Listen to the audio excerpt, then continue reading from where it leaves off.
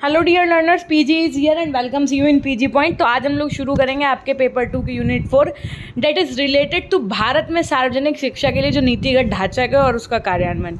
सुनने में बड़ा अलग सा लग रहा होगा, लेकिन जब भी आप पढ़ोगे ना तो समझ में आएगा।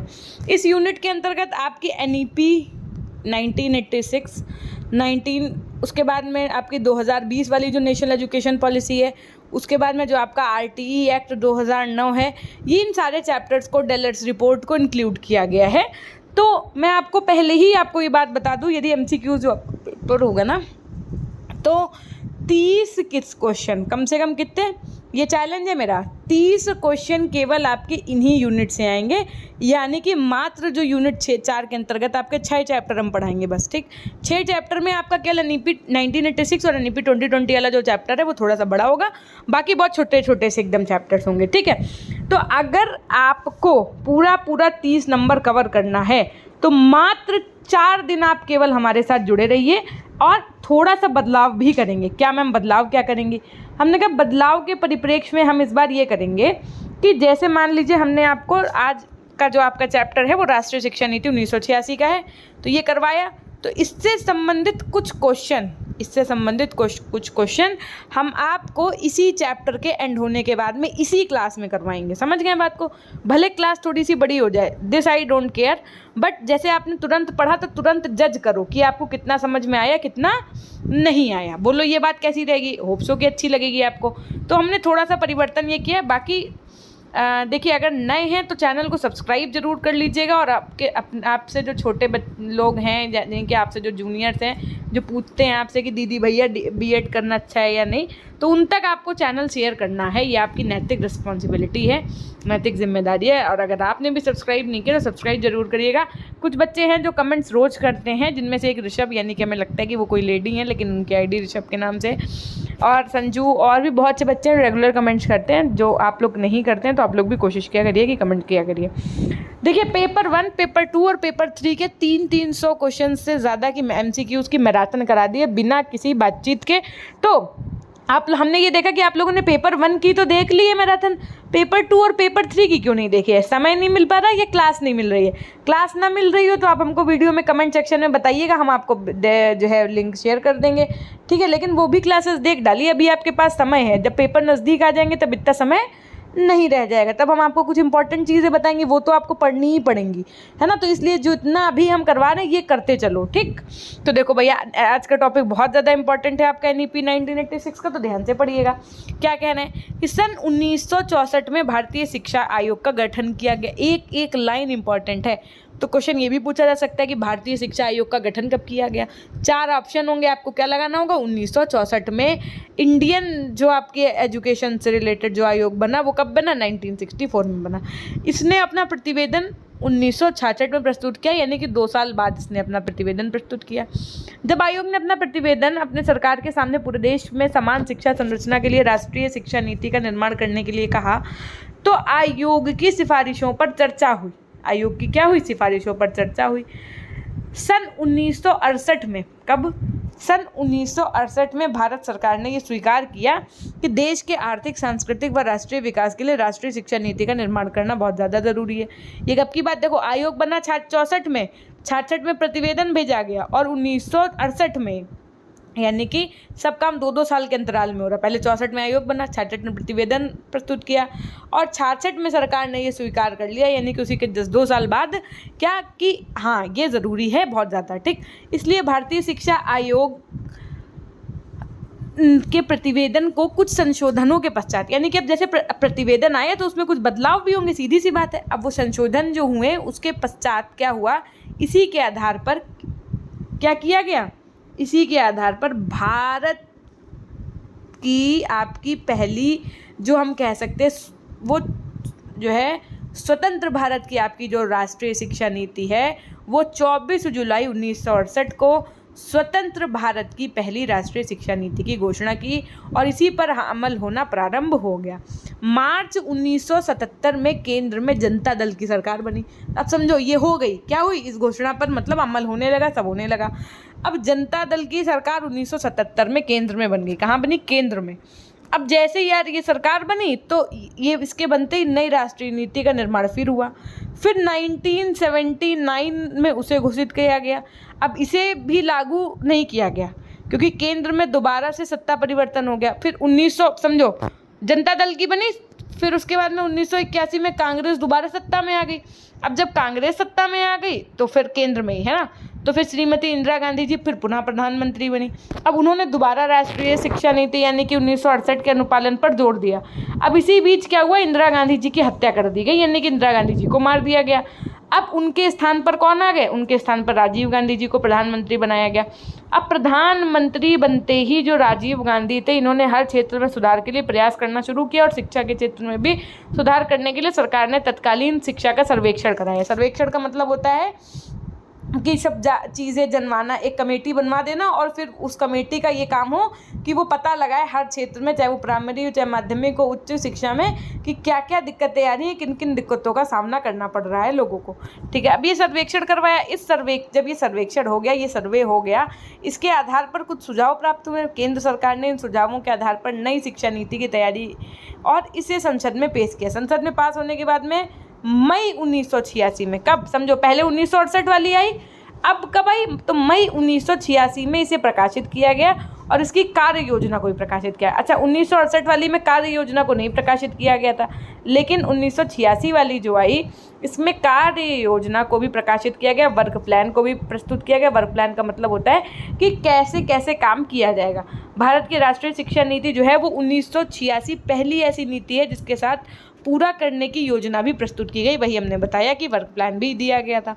अब ये क्वेश्चन पूछा जा सकता है, क्या पूछा जा सकता है कि भारत की राष्ट्रीय शिक्षा नीति पहली कौन सी है जिसके तहत पूरी कार्य योजना भी प्रस्तुत की गई है। ऑप्शन है 1968, option B 1986, option C NEP 2020 और ऑप्शन डी इनमें से सभी। तो आप क्या लगा करके आएंगे, सभी नहीं लगा करके आएंगे, 1986 लगा करके आएंगे क्योंकि पहली पूछी गई है ना। इस तरीके से क्वेश्चन एग्जामिनर घुमा भी सकता है। तभी हम कह रहे हैं थ्योरी पढ़ना बहुत ज़्यादा इंपॉर्टेंट है। जो पढ़ रहे हैं 100 बच्चा पढ़े, 50 बच्चे, 150 पढ़े, this I don't care, but जो पढ़ रहे हैं उनके लिए रामबाण साबित होने वाला है, this I know very well, है ना। अब राष्ट्रीय शिक्षा नीति के दस्तावेजों की अगर मैं बात करूं तो इसके तहत 1986 के दस्तावेज में कुल कितने भाग हैं, 12 भाग हैं और ये 12 भाग आपको पढ़ने पड़ेंगे। क्या मैम, हमने कहा हाँ जी। क्यों मैम पढ़ें हमने कहा क्योंकि इसलिए भी पढ़ लो क्योंकि ये पेपर 1 और पेपर 2 का कॉमन टॉपिक है। इसी से आपके पेपर 1 में भी क्वेश्चन बनेंगे, इसी से पेपर 2 में भी क्वेश्चन बनेंगे, है ना। मान लो 4 क्वेश्चन का यहाँ फ़ायदा हो जाएगा, 4 का वहाँ हो जाएगा। एक टॉपिक को पढ़ने से तो काफ़ी अच्छी चीज़ है ये तो, है ना। तो अच्छे से पढ़ो भैया, ठीक है। तो पहला जो भाग था वो प्रस्तावना से संबंधित था। इसमें राष्ट्र के आर्थिक एवं तकनीकी विकास के लिए उपलब्ध संसाधनों का अधिक से अधिक लाभ सभी वर्गों तक पहुंचाने के लिए प्रयास किया जाए, ऐसा कहा गया था। खंड 2 था वो शिक्षा के सार से संबंधित था। शिक्षा का सार मतलब ये कहा गया कि मनुष्य का जन्मसिद्ध अधिकार है कि वो एजुकेशन प्राप्त करे, शिक्षा ग्रहण करे। शिक्षा के द्वारा मनुष्य के अंदर जो बताया गया कि आंतरिक चीज़ें जो मानसिक, शारीरिक, चारित्रिक और सांस्कृतिक लोकतंत्रिक गुणों का विकास होता है और इसमें स्वतंत्र सोच तथा चिंतन का भी विकास करती है। शिक्षा के द्वारा प्रजातंत्रीय लक्ष्य जो है आपके, चाहे वो समानता हो, चाहे स्वतंत्रता हो, चाहे भ्रातृत्व हो, धर्मनिरपेक्षता हो, समाजवाद हो और न्याय की प्राप्ति भी कर सकते हैं। खंड 3 जो है वो आपका राष्ट्रीय प्रणाली से संबंधित है, यानी कि नेशनल सिस्टम से संबंधित है। शिक्षा की राष्ट्रीय प्रणाली से तात्पर्य एक समान शिक्षा संरचना से है। एक समान शिक्षा संरचना मतलब ये होता है कि पूरे देश में 10+2+3 की शिक्षा संरचना को स्वीकार किया जाए। 10 का मतलब पहले 10 वर्ष की में 5 वर्ष प्राथमिक शिक्षा के, 3 वर्ष आपके उच्च प्राथमिक यानी कि 6 to 8 और उसके बाद में 2 वर्ष का मतलब हो गया हाई स्कूल, ये तो हो गया 10 ईयर्स का। फिर क्या है, देखो 10+2+3 है तो 10 ये हमने बता दिया, +2 का मतलब हो गया इंटर, है ना, 11 12, फिर +3 का मतलब हो गया आपका ग्रेजुएशन यानी कि स्नातक। उसके बाद में जो खंड 4 था वो आपका समानता के लिए शिक्षा से संबंधित था। इसका मतलब ये है कि शिक्षण संस्थाओं में महिला विकास के कार्यक्रम प्रयोग जो है, विकास जो कार्यक्रम है वो शुरू कराए जाएंगे, जिन कारण से बालिकाएं जो अशिक्षित रह जाती हैं, सबसे पहले उन कारणों का समाधान किया जाएगा। निर्धन परिवारों के बच्चों को 14 वर्ष तक की अनिवार्य शिक्षा लेने के लिए प्रोत्साहित किया जाएगा। जो आपके अनुसूचित जातियाँ, जनजातियाँ, इनके लिए भी छात्रवृत्ति यानी कि स्कॉलरशिप और हॉस्टल्स की व्यवस्था करवाई जाएगी। खंड कितने हैं 1986 के तहत, तो ये आपको कमेंट सेक्शन में बताना कि मैम 12 हैं। ठीक, ताकि याद रहे। तो 5वें खंड में विभिन्न स्तरों पर शैक्षिक पुनर्गठन की बात की गई, यानी कि शिशुओं की देखभाल वाली संस्थाएं तथा शिक्षा के केंद्र पूरी तरह बाल केंद्रित होंगे। प्रारंभिक शिक्षा में 14 वर्ष तक के सभी बच्चों को प्रवेश तथा विद्यालय में रुके रहना, शिक्षा की गुणवत्ता में सुधार, शिक्षण विधियों जो होनी चाहिए, जो पढ़ाते समय शिक्षण विधियाँ एक शिक्षक को अपनानी चाहिए, वो बाल केंद्रित होनी चाहिए। शारीरिक दंड नहीं दिया जाना चाहिए। सुविधाओं की व्यवस्था तथा ऑपरेशन ब्लैक बोर्ड योजना को लागू किया जाना चाहिए। क्वेश्चन पूछा जा सकता है, ऑपरेशन ब्लैक बोर्ड योजना लागू होने के लिए किस नीति में कहा गया? तो 1986 में, है ना। माध्यमिक स्तर पर पाठ्यक्रम में विविधता को बढ़ावा देने के लिए सरकार अपने स्तर से भी प्रयास करेगी। उच्च शिक्षा का नियोजन व उच्च शिक्षण संस्थाओं में समन्वय स्थापित करने के लिए शिक्षा परिषदें बनाई जाएंगी। उसके अलावा उच्च शिक्षा में अधिक अवसर उपलब्ध कराने तथा शिक्षा को जनतांत्रिक बनाने के उद्देश्य से खुले विश्वविद्यालयों की स्थापना की जाएगी। कुछ बच्चे आप में से भी ऐसे होंगे ना जो सोचते होंगे कि कॉलेज ना जाना पड़े और हम पढ़ाई कर लें। सबसे ज़्यादा तो फीमेल्स की क्या होती है भैया, शादी कर दी जाती है ना। शादी के बाद में भी वो अगर पढ़ना चाहती हैं कि हम लोग घर भी देखें, पढ़ें भी, कॉलेज ना जाना पड़े, तो वो open universities just like IGNOU है, आपके खुले विश्वविद्यालय से अपनी पढ़ाई कर सकती हैं। वहाँ आपको पेपर देने जाना होता है, असाइनमेंट जमा करने जाना होता है ना। तो ये सब चीज़ें हैं। खंड 6 में तकनीकी और प्रबंधन शिक्षा से बात की गई। तकनीकी तथा प्रबंधन शिक्षा के कार्यक्रम जैसे लाइक पॉलिटेक्निक विद्यालय है हो गया आपका, इन सबको प्रोत्साहित किया जाए और इनके लिए पर्याप्त मात्रा में मार्गदर्शन और परामर्श की व्यवस्था की जाए। खंड 7 जो है वो आपका शिक्षा व्यवस्था के क्रियान्वयन से संबंधित है कि शिक्षा व्यवस्था के क्रियान्वयन के लिए सभी अध्यापकों की जवाबदेही निश्चित की जाए। अध्यापकों के लिए उत्तरदायित्व, छात्रों के लिए सही आचरण और प्रबल, शिक्षण संस्थाओं को अधिक सुविधाएं देना और राज्य स्तर पर तय किए गए मानकों के अनुसार शिक्षण संस्थाओं के मूल्यांकन की व्यवस्था करनी होगी। ये बात खंड 7 में कही गई। खंड 8 में कहा गया है कि शिक्षा की विषय वस्तु तथा प्रक्रिया को नया मोड़ देना, अर्थात सूचनाओं के प्रसारण में यानी कि इन्फॉर्मेशन को पहुंचाने में, कला और संस्कृति के प्रति जागरूक करने में और सबसे बड़ी बात है मूल्यों के विकास करने में शैक्षिक तकनीक का प्रयोग किया जाएगा। कार्य अनुभव को सभी स्तरों पर शिक्षा का अनिवार्य अंग भी बनाया जाएगा। साथ ही परीक्षाओं में इस प्रकार का सुधार किया जाए जिससे कि मूल्यांकन की एक वैध तथा विश्वसनीय प्रक्रिया उभर सके। सतत व व्यापक मूल्यांकन लागू किया जाए। अंकों के स्थान पर ग्रेड जैसे चीज़ों का प्रयोग किया जाना चाहिए। ये बात कही गई थी खंड 8 में 1986 वाली एनईपी में। अब खंड 9 में टीचर्स को लेकर के एनईपी 1986 में कहा गया और क्या कहा गया कि अध्यापकों के वेतन तथा सेवा शर्तों में सुधार किया जाए जिससे प्रतिभाशाली तथा योग्य व्यक्ति सी की ओर आकर्षित हो। संपूर्ण देश में एक समान वेतन की सेवा शर्त का भी प्रयास करना चाहिए। ऐसा नहीं होना चाहिए कि भैया हिंदी का टीचर है तो उसको कम सैलरी दो, गणित का मास्टर है तो उसको पूरी सैलरी दो। नहीं, 6 घंटे वो भी आपके यहाँ रह करके पढ़ा रहा है, एक दिन में 6 घंटे लग जाता है एक टीचर को, इवन उससे ज़्यादा ही। तो आपका ये फर्ज है कि आप उसको पूरा सब दें। अब खंड 10 जो है वो आपका संबंधित है शिक्षा के प्रबंधन से। तो दीर्घकालीन योजना बनाना, विकेंद्रीकरण व शिक्षण संस्थाओं में स्वतंत्रता की भावना का विकास, योजना व प्रबंधन में महिलाओं की भागीदारी, उद्देश्यों व मानकों के संबंध में उत्तरदायित्व इस परिवर्तन में मुख्य बिंदु होंगे।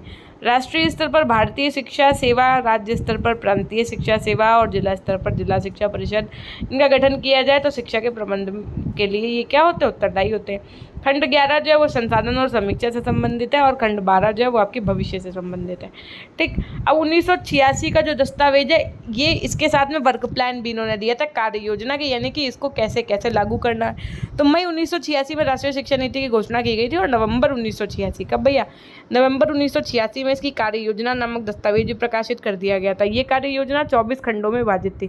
24 खंड ये भी आपको पढ़ने पड़ेंगे। पहला खंड जो था वो बाल्यावस्था एवं शिक्षा से संबंधित था, यानी कि जन्म से लेकर के 6 वर्ष तक की आयु के जो बच्चे होते हैं उनके स्वास्थ्य की देखभाल करना, ये प्राथमिक शिक्षा के प्रसार हेतु बाल्यावस्था के लिए किया गया।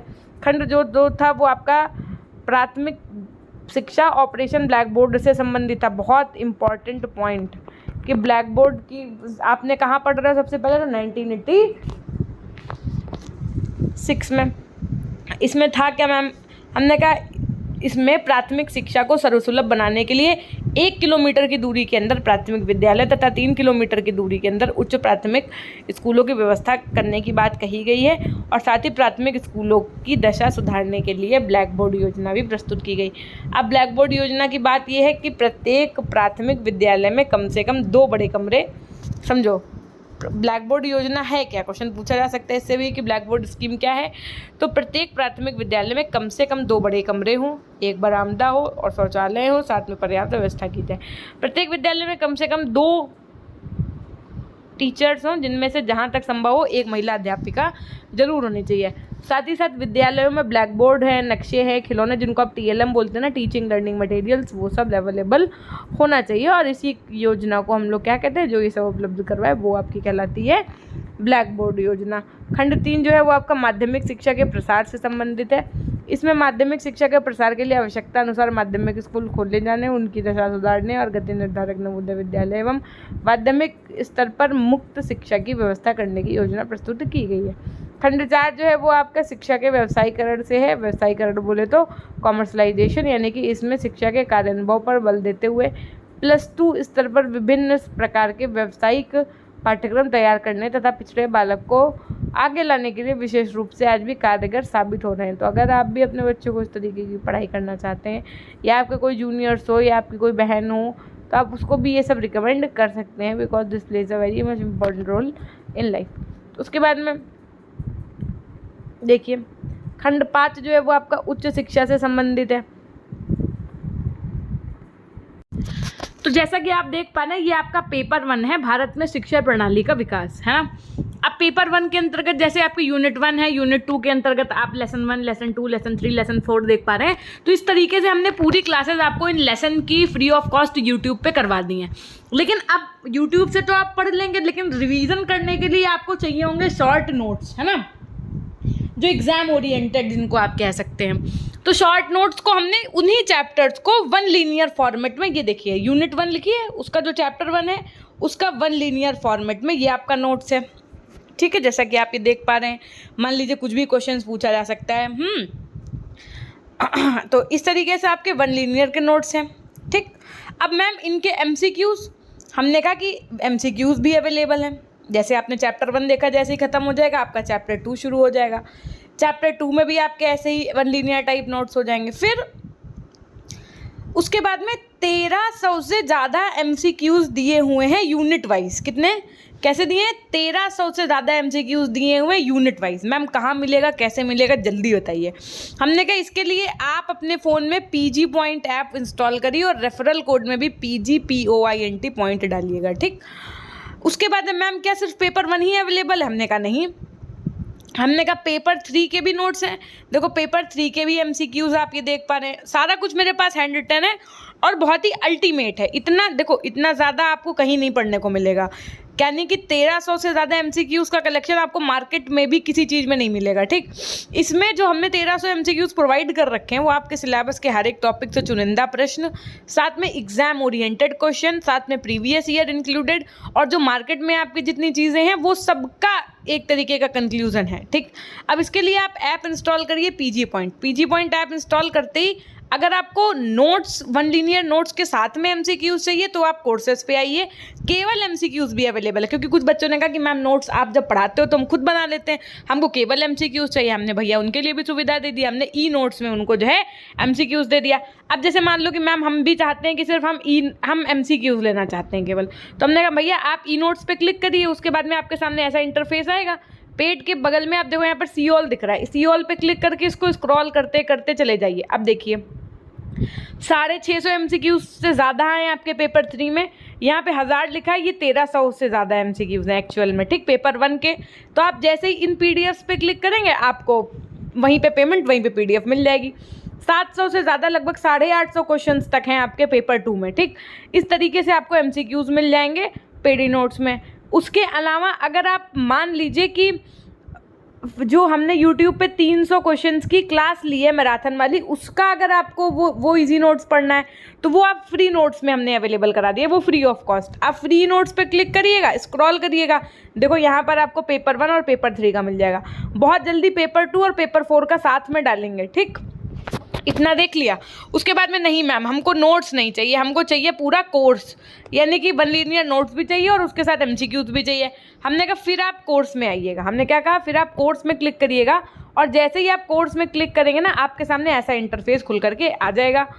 फिर आपको क्या करना है, सी ऑल पे क्लिक करना है, ऐसे ही स्क्रॉल करते करते चले जाना है। तो यहाँ पर देखो, यहाँ पर चैप्टर वाइज 1 लीनियर नोट्स के साथ में 1300 MCQs हैं। यहाँ पर चैप्टर वाइज नोट्स बनाया है, यहाँ पर 1 लीनियर नहीं है। जैसे आप लोग अपने हाई स्कूल इंटर में नोट्स बनाते थे पेपर 2 में, वैसे नोट्स मिलेंगे और 700 से ज़्यादा MCQs मिलेंगे। मैम पेपर 3 का नोट्स नहीं दिख रहा है, हमने कहा पेपर 3 के केवल MCQs हैं जो आपको ई नोट्स के सेक्शन में मिलेंगे। ठीक, तो इस तरीके की चीज़ें अवेलेबल हैं, आप एप्लीकेशन पे इंस्टॉल कर सकते हैं। जिन बच्चों को फ्री क्लासेस नहीं दिखती हैं तो यूट्यूब पे आप पीजी पॉइंट सर्च करिए, पीजी पॉइंट सर्च करने के बाद में स्क्रॉल करिए, यहाँ पर होम, वीडियो, शॉर्ट्स, लाइव दिख रहा है, इसी के बगल में आपको प्लेलिस्ट का ऑप्शन दिख जाएगा। प्लेलिस्ट के ऑप्शन को आप स्क्रॉल करिए, ये देखिए ये आपका है पेपर 2, ये है आपका MCQs 4th सेमेस्टर के सभी सब्जेक्ट्स की इसमें मिलेंगी आपको, है ना। हमने 300 क्वेश्चंस की मैराथन्स करवा डाली है, लेकिन आप लोगों ने देखा नहीं है। ठीक है, ये देखिए आपका पाठ्यचर्या विकास की प्रक्रिया। अब आप यहाँ से देखिए भारत में जो शिक्षा प्रणाली, यानी कि आपका जो ये पेपर 1 है उसकी 26 क्लासेस हो चुकी है, 4 यूनिट्स कंप्लीट हो चुकी है। कम से कम नहीं तो हम कम से कम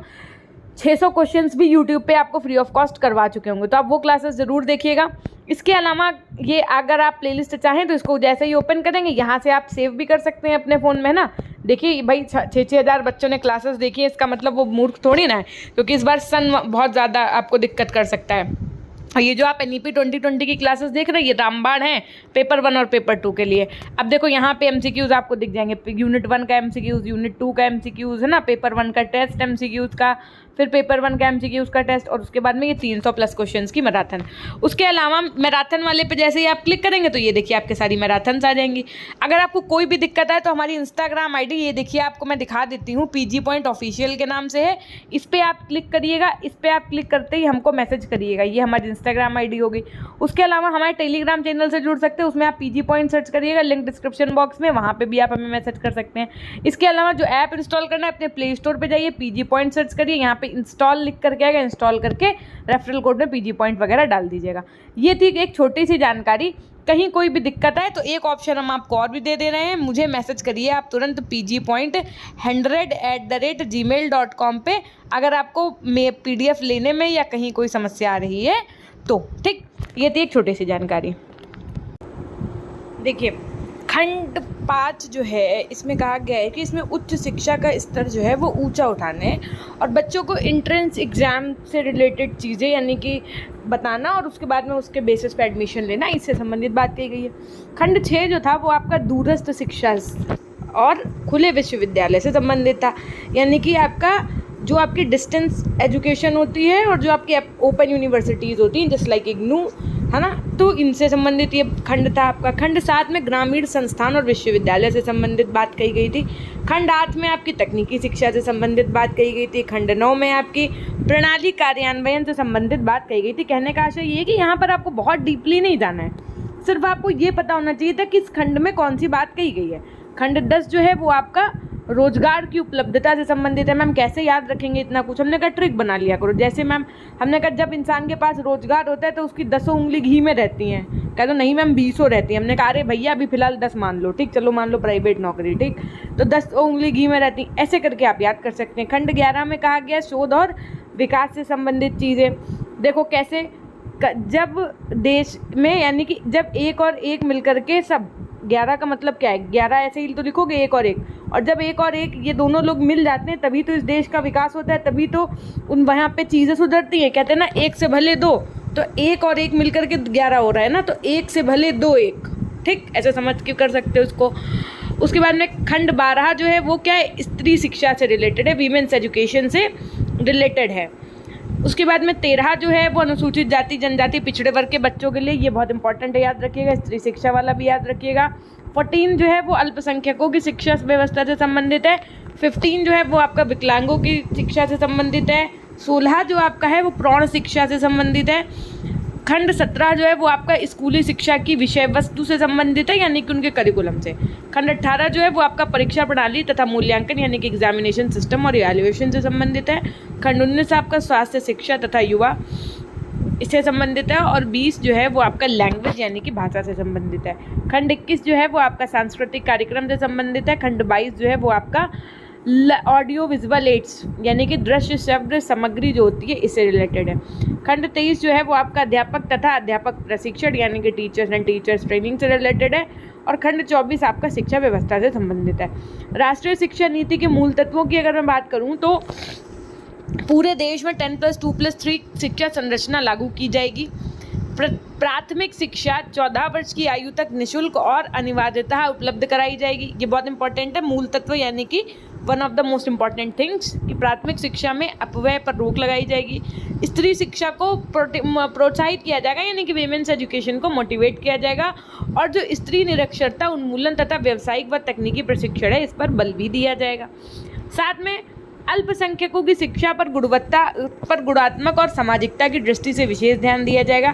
विकलांगों की शिक्षा पर विशेष प्रयास किए जाएंगे। अब देखो यहाँ पर कुछ बहुत ज़्यादा समझाने वाला नहीं है। अब भैया विकलांगों की शिक्षा पर विशेष प्रयास किया जाएगा तो इसमें हम क्या समझाएं? क्या आपको हम ये थोड़ी बताएंगे कि विकलांग लोग कौन होते? इतना तो आप खुद ही समझदार हैं ना, आप बीएड कर रहे हैं। सो जहाँ पर समझाने वाला होगा देयर आई विल, अगर नहीं है तो फिर मैं सीधे उसको रीड करते चली जाऊंगी ताकि आपके दिमाग में हर एक लाइन का एक पॉइंट रहे, है ना। गति निर्धारक विद्यालय जो होते हैं, विद्यालय उसमें प्रतिभाशाली बच्चों के विकास के लिए वो खोले जाएंगे। उच्च माध्यमिक स्तर पर व्यवसायिक पाठ्यक्रम उपलब्ध कराया जाएगा। कार्य अनुभव को प्रत्येक स्तर की शिक्षा पर अनिवार्य किया जाएगा। प्रौढ़ शिक्षा की उचित व्यवस्था की जाएगी। साथ में आपके जो ग्रामीण विश्वविद्यालय हैं और महाविद्यालय हैं, इनका विकास किया जाएगा। तकनीकी और प्रबंध शिक्षा संस्थाओं को अधिक सुविधाएं प्रदान की जाएंगी। शिक्षा के द्वारा मूल्यों का विकास किया जाएगा। गणित व विज्ञान की शिक्षा के लिए आधुनिक तकनीकी उपकरणों की व्यवस्था की जाएगी। पुस्तकों की गुणवत्ता में सुधार, लेखन को प्रोत्साहन, पुस्तकालयों आदि की उचित व्यवस्था की जाएगी। खेलकूद व शारीरिक शिक्षा के विकास के लिए छात्रों को एनएसएस तथा एनसीसी में से एक में भाग लेना आवश्यक होगा। परीक्षा प्रणालियों में सुधार किया जाएगा। शिक्षक का चयन योग्यता, वस्तुनिष्ठता तथा व्यवहारिकता के आधार पर किया जाएगा। शिक्षा पर राष्ट्रीय आय का 6% व्यय किया जाएगा। शिक्षक प्रशिक्षण में सुधार किया जाएगा और शैक्षिक अवसरों की समानता के लिए ठोस कदम भी उठाए जाएंगे। शिक्षा व्यवस्था को प्रभावशाली बनाया जाएगा। साथ में उच्च शिक्षा का प्रसार और उन्नयन भी किया जाएगा। राष्ट्रीय शिक्षा नीति 1986 के मूल्यांकन की अगर बात की जाए, यानी कि अगर हम लोग इसको इवैल्यूएट करें कि मतलब उसमें क्या अच्छाइयाँ थी, क्या बुराइयाँ थी। जैसे भाई आपने बच्चे को पढ़ाया या हमने आपको बीएड में पढ़ा दिया, अब उसके बाद में मेरा ये पूरा उत्तरदायित्व है, ये मेरी पूरी रिस्पॉन्सिबिलिटी है कि मेरे पास ये एक तरीके की पावर है कि मैं आपको लोगों को इवैल्यूएट भी कर सकूँ, मैं आपका टेस्ट लूँ। भाई अगर मैं पढ़ाने की जिम्मेदार हूँ तो मैं फिर कहीं ना कहीं ये जांचने का भी अधिकार रखती हूँ कि आपका क्या रोल रहा पढ़ाई के दौरान, है ना। तो उस बेसिस पे आपने ये तो पढ़ लिया कि भैया 1986 वाली एनईपी क्या है, लेकिन 68 और 86 में क्या अंतर है। भाई 1968 वाली जब आई, आपकी 1968 वाली जो एनईपी आई, है ना, तो उसमें और 1986 वाली जो ये नीति है, इसमें क्या अंतर है और 1986 वाली में क्या मेरिट्स और डिमेरिट्स है, ये जानना बहुत ज़रूरी है। तो अगर मैं गुणों की बात करूं तो सबसे पहला गुण ये तो यही था कि शिक्षा को राष्ट्रीय महत्व का विषय बनाया गया, यानी कि इस पर सबने सोचा और इस पर बजट का 6% व्यय करने की बात कही गई। वर्तमान में इस पर बजट का लगभग 4% व्यय भी किया जा रहा है। ये पहली ऐसी शिक्षा नीति थी जिसको पूरी करने के लिए योजना के साथ में प्रस्तुत किया गया, यानी कि इस शिक्षा नीति को कैसे लागू किया जाएगा इसके लिए पूरा वर्क प्लान भी इन्होंने दिया था, कार्य योजना। इसके बाद वाला चैप्टर ही भी है शायद, वही हम आपको पढ़ाएंगे, उसमें बताया जाएगा पूरा कि कैसे लागू किया जाए। भाई हमने तो देखो, हमने आपसे कह दिया कि बेटा ऐसा करो, इस बार इतने अच्छे से पढ़ लेना कि 90% नंबर ले आना। यार 90% तो ले आना, लेकिन अगर हम आपको इसकी स्ट्रैटेजी बताएं, यानी कि प्लान बता दें कि 90% आपके कैसे आ सकते हैं, पहले आप ये कर सकते हो, ये कर सकते हो, नंबर बढ़ाने के लिए आप अभी से पढ़ना शुरू करो। एमसीक्यूज़ जो आप एप्लीकेशन पे मौजूद है उसका मल्टीपल टाइम रिवीजन करो। आप थ्योरेटिकल क्लासेस रेगुलर लो और मल्टीपल टाइम रिवीजन एमसीक्यूज़ का कर लो। ना 90% तो हमसे कहिएगा, है ना। तो और जो टॉपिक ना समझ में आए उसको एक बार रीड करो, है ना। तो ये सब बातें जब हमने आपको स्ट्रेटजी बताई तब आपके दिमाग में आया कि हाँ, इस तरीके को अगर मैं फॉलो करूँगा या करूँगी so I will get 90% marks in a same way. जो आपकी एनईपी 1986 आई उसकी वर्क प्लान भी दिया इन्होंने, कार्य योजना भी दी कि इसको कैसे लागू किया जाएगा और कैसे क्या इस पर कार्य किया जाएगा। इस नीति में घोषित की गई जो शिक्षा संरचना थी वो 10+2+3 थी। 10+2+3 का मतलब पहले 5 साल आपके प्राथमिक शिक्षा के, उसके बाद में अगले 3 साल आपके उच्च प्राथमिक शिक्षा के लिए, यानी कि 1st to 5th तक ये, फिर 6th to 8th तक, और फिर उसके बाद में 9th 10th, तो ये हो गए आपके 10 साल, ठीक। फिर उसके बाद में इस 2 वाले का मतलब होता है 11th और 12th। फिर +3 का मतलब होता है कि आपका स्नातक, यानी कि आपका ग्रेजुएशन, ठीक। तो इसको लागू करने की बात कही गई। प्राथमिक शिक्षा में सुधार के लिए जो ब्लैक बोर्ड योजना बनाई गई उसके द्वारा 90% प्राथमिक स्कूलों को इस योजना का लाभ मिल चुका था। अब सुनो, जो ब्लैक बोर्ड योजना बनी है, ब्लैक बोर्ड योजना में क्या क्या मेन बातें, कोई 3 क्या कही गई थी, ये आपको कमेंट सेक्शन में कमेंट करना है। ये बहुत ज़रूरी काम है। अगर मैं कहूँ कि कमेंट सेक्शन में कमेंट करिएगा, so you must do that. बहुत से बच्चे करते हैं, बहुत से नहीं करते हैं, तो उसको निगलेक्ट नहीं करना है आपको, ठीक है। कोई ना कोई वजह होगी, तभी तो मैं ऐसा कह रही हूँ ना। हर कुछ भी फालतू तो नहीं होता, हर चीज़ के पीछे कुछ ना कुछ लॉजिक होता है। ये शायद आपको आपके रिजल्ट के बाद समझ में आए। अगर आप इतने अच्छे से पूरा टाइम दे रहे हैं तो बिल्कुल वो काम करिए जो मैं कह रही हूँ आपसे, है ना। ग्रामीण क्षेत्रों में गति निर्धारक विद्यालय खोलने के लिए कहा गया और 2012 तक 586 नवोदय विद्यालय भी स्थापित किए जा चुके हैं। इस नीति की घोषणा के बाद 1986 में दिल्ली में इंदिरा गांधी राष्ट्रीय मुक्त विश्वविद्यालय यानी कि इग्नू की स्थापना की गई। कब की गई? 1986 में। याद रखिएगा, 1986 में। किस नीति के तहत? तो NEP 1986 के तहत दिल्ली में आपकी इग्नू की यूनिवर्सिटी की स्थापना की गई और 2012 तक 16 कितने 2012 तक अगर मैं बात करूं तो 16 ओपन यूनिवर्सिटीज़ खोली जा चुकी हैं। शिक्षकों के संबंध में शिक्षा नीति के बाद वेतन बढ़ाए जाने की बात और सेवा शर्तों में सुधार की बात कही गई। साथ में NEP की परीक्षाओं को विश्वसनीय तथा वस्तुनिष्ठ बनाने पर बल दिया गया, यानी कि पेपर जो हो वो पूरी प्योरिटी के साथ हो, है ना। शिक्षक प्रशिक्षण के लिए यानी कि टीचर्स की ट्रेनिंग के लिए, जैसे टीचर की ट्रेनिंग क्या है, आप BEd कर रहे हो, ये टीचिंग ट्रेनिंग की कोर्स तो है। DLED वाले बच्चे जो कर रहे हैं तो वो टीचर ट्रेनिंग की कोर्स तो है। तो इसके लिए 2011 तक 555 जिला शिक्षा एवं प्रशिक्षण संस्थान तथा 104 शिक्षक प्रशिक्षण महाविद्यालयों को शिक्षक शिक्षा महाविद्यालयों में समन्वित किया जा चुका है। इस शिक्षा नीति में शैक्षिक अवसरों की समानता पर बल दिया गया, जिससे बिना किसी भेदभाव के शिक्षा सभी के लिए क्या हुई? सर्वसुलभ हो गई। अब दोष क्या थे मैम? कुछ ना कुछ तो दिक्कतें भी होंगी ना, कुछ ना कुछ तो बेकार पॉइंट्स भी होंगे। हमने कहा बिल्कुल। दोष इसके क्या थे वो देखो। दोष इसके ये थे कि पहली बात तो इसकी व्यवस्था के लिए व्यक्तिगत प्रयासों को प्रोत्साहन की बात कही गई। प्रवेश के समय शिक्षण संस्थाओं में एक बड़ी धनराशि ले ली जाती थी, इससे शोषण कहा जाएगा। यह सहयोग कहने का आशय ये है कि इन्होंने कहा कि इंट्रेंस बेस्ड एडमिशन होना चाहिए। अगर इंट्रेंस बेस्ड एडमिशन होना चाहिए तो उसमें सीटों में जो बच्चा इंट्रेंस में नंबर नहीं ला पाया है तो उससे ज़्यादा रुपए लेकर के भी तो उसको एडमिशन दिया जा सकता है। तो इससे धीरे धीरे तो क्या कह सकते हैं, भ्रष्टाचार की तरफ हम लोग आगे बढ़ रहे हैं। स्वामित्व पोषित संस्थाओं को इसमें प्रोत्साहन दिया गया, यानी कि प्राइवेट जो इंस्टीट्यूट्स हैं उनको बहुत ज़्यादा प्रोत्साहन मिला। तो इससे क्या हुआ, जो हायर एजुकेशन थी वो महंगी हो गई और जो हायर एजुकेशन का लेवल था वो भी गिरना शुरू हो गया। ऑपरेशन ब्लैक बोर्ड योजना के अंतर्गत प्राथमिक स्कूल के जो भवन बनाए गए वो बहुत ही निम्न स्तरीय थे। निम्न स्तरीय का मतलब ये था कि टिकाऊ नहीं है, उसमें पता चले कि यूज़ किया जाना चाहिए सीमेंट या मोरंग या वो, तो साला मतलब अपना डस्ट से ही जो ठेकेदार बना करके चला गया। तो ये सब चीज़ें हुई इसमें। जो फर्नीचर और अन्य शिक्षण सामग्री की व्यवस्था की गई वो बहुत ही निम्न किस्म की थी, यानी कि ये मान के चलो अगले 10 साल वो ना चले, उसमें मरम्मत और ये सब करवाना पड़ जाए, इस स्तर की थी। ठीक, तो वही बात है कि अगर 10 रुपये लग रहे थे इतना काम करने में, तो अगर उसकी जगह 12 रुपये लग जाते तो वो और अच्छा हो सकता था। तो नवोदय विद्यालयों की स्थापना करने के पीछे योग्य बच्चों के विकास का अवसर प्रदान करना था, परंतु ऐसा नहीं हो सका। जिसके लिए विद्यालय स्थापित किए गए थे वो बच्चे लाभ ही नहीं ले पा रहे थे। +2 के स्तर पर जो व्यावसायिक पाठ्यक्रम शुरू किए गए थे उनमें संशोधन तथा योग्य अध्यापकों की कमी थी, यानी कि वोकेशनल जो रिलेटेड आपके करिकुलम थे उनको +2 अर्थात 11th-12th में रखा गया ऐसे जो है सब्जेक्ट्स को, लेकिन उसके लिए प्रॉपर टीचर नहीं थे, है ना। इस शिक्षा नीति में आंतरिक मूल्यांकन पर बल दिया गया, जिसके कारण छात्रों का शोषण को भी बढ़ावा दिया गया। ठीक, उसके बाद में NEP 1986 का जो प्रभाव था वो क्या पड़ा, तो केंद्र और प्रांतीय सरकारों में शिक्षा पर खर्च किए जाने वाले बजट में वृद्धि कर दी गई, ये प्रभाव पड़ा। और जो प्राइमरी एजुकेशन थी इसका प्रसार बहुत अच्छे से हुआ।